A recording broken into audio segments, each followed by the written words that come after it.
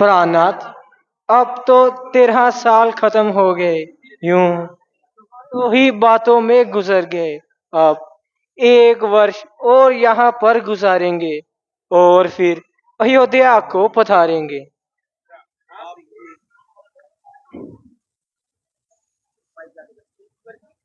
ईश्वर की कृपा से यह दिन अच्छी तरह गुजर गए और बातों ही बातों में 13 साल कट गए।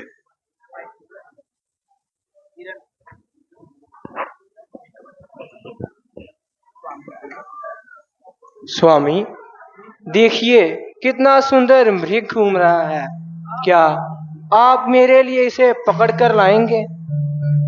हमारे पास ही तो घूम रहा है, पकड़ने की क्या आवश्यकता है। मैं इसे पालूंगी और सुंदर सुंदर जेवर इसके गले में डालूंगी। मैं हरी भरी घास इसे खिलाया करूंगी और इससे अपना मन बहलाया करूंगी। हो सकता है कि यह भाग जाए और हमारे हाथ ना आए। आप कोशिश तो कीजिए। अगर जीवित नहीं तो मृगशाला ही सही। ठीक है, मैं अभी जाता हूँ और इसे पकड़ कर लाता हूँ। लक्ष्मण, तुम यहाँ होशियार रहना और जरा अच्छी तरह खबरदार रहना।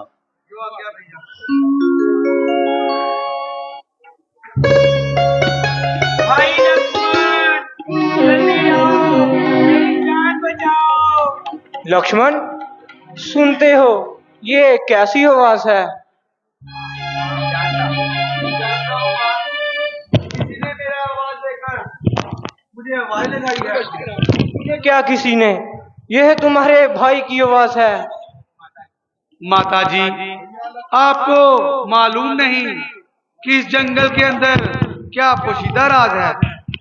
भाई लक्ष्मण, जल्दी आओ, मेरी जान बचाओ।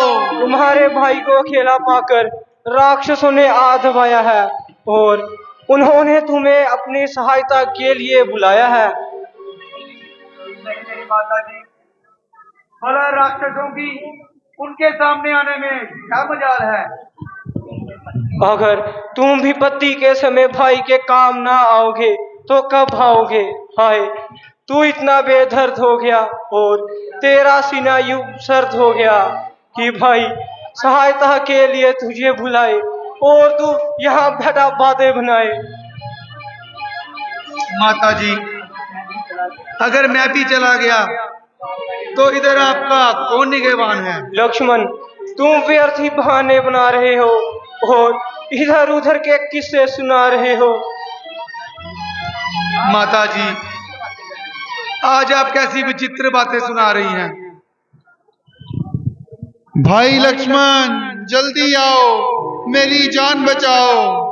प्राणनाथ, आप किसे बुला रहे हैं? यहाँ आपका कोई नहीं। जिस भाई को आप आवाज लगा रहे हैं वह पूरा का पूरा मतलब ही है। मैं औरत जात आपकी किस प्रकार सहायता कर सकती हूँ, मगर आपको विश्वास दिलाती हूँ कि अगर आप जीते तो आपको जीत ही पाऊंगी, अन्यथा आपसे पहले स्वर्ग का मार्ग चुनकर वहां आपके चरण दबाऊंगी। माता जी, ये आपका कसूर नहीं। आज होनी कुछ ना कुछ गुल खिलाएगी और ना मालूम किन किन कष्टों का सामना करवाएगी। जब आपकी जुबान से ऐसे ख्यालातों का इजहार हो रहा है तो जरूरी है हमारे लिए कोई नया बखेड़ा तैयार हो रहा है। अच्छा, मैं जाता हूँ और इस साजिश का पता लगाता हूँ। हे पवन देव, तुम साक्षी हो।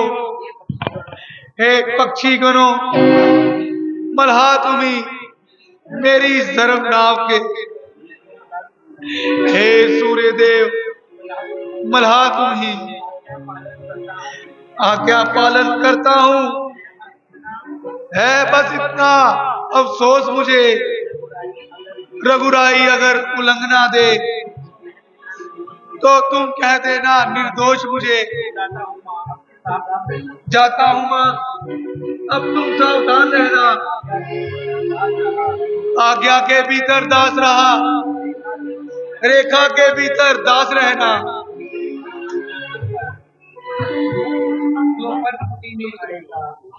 इस रेखा का उल्लंघन कर जो पंचवटी में आएगा, है और इस लक्ष्मण की एक अंतर वही खत्म हो जाएगा।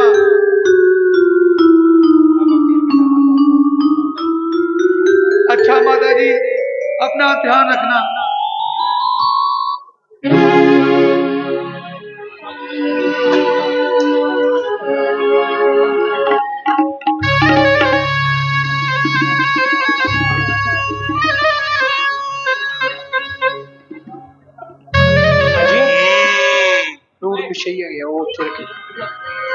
मेरी योजना काम ला रही है। अगर ऐसे गया तो सीता पहचान लेगी। मैं अपना भेष बदल के जाता हूं।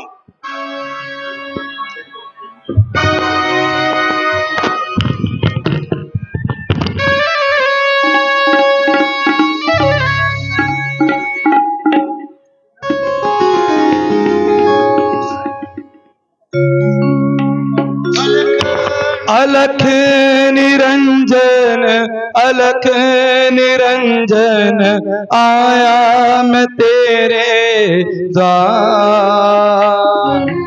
अलख निरंजन, अलख निरंजन, आया मैं तेरे द्वार।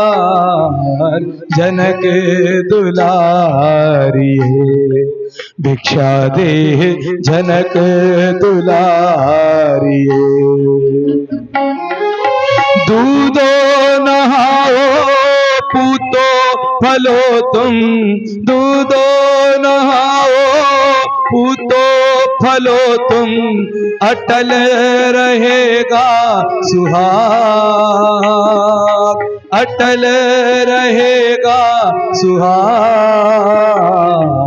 जनक दुलारिये भिक्षा दे, जनक दुलारिये भिक्षा दे, जनक दुलारिये। अलख निरंजन। ठहरिए बाबा, मैं अभी कुछ फल लाती हूँ और आपके चरणों में अर्पित करती हूँ। अलख निरंजन।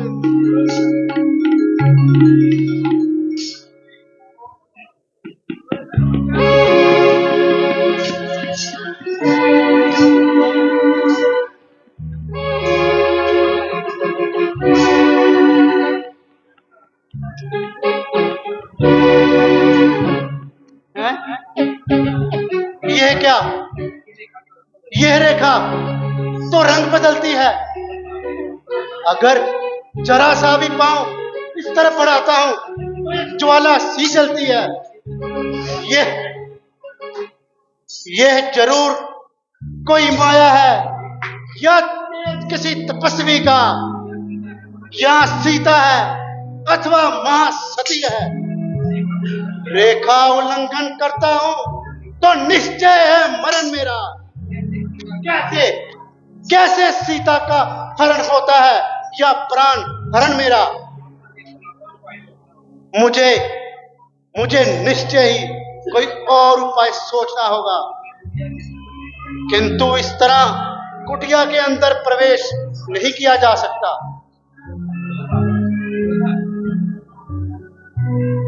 लीजिए बाबा, भिक्षा ग्रहण कीजिए। ओ लीजिए बाबा, भिक्षा ग्रहण कीजिए। नहीं नहीं, यूं जोगी लेते नहीं, यूं बंधी हुई भिक्षा माई। पहले रेखा से बाहर आओ माई। क्षमा कीजिए, रेखा यह मैं तोड़ नहीं सकती आन। यह लक्ष्मण देवर की जो मुझसे टूट नहीं सकती। तो ठीक है, अगर तोड़ो नहीं देवर की आन तो बाबा भी लेगी नहीं इस प्रकार का दान। अच्छा देवी, हम बिना भिक्षा ले ही आपके द्वार से चले जाते हैं। ठहरिए परंतु याद बाबा। रख, यहाँ तक मैं देख रहा हूँ कि तुम्हारा पति राक्षसों के कब्जे में है। ठहरिए बाबा, देवर की आन रहे ना रहे, रखूंगी धर्म गृहस्थी का। अब तोड़ के यह रेखा करती हूँ मैं पूरा धर्म गृहस्थी का।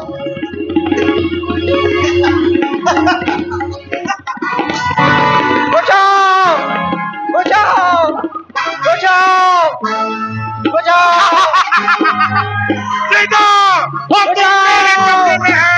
राजा बलि रावण के कब्जे में। स्वामी स्वामी स्वामी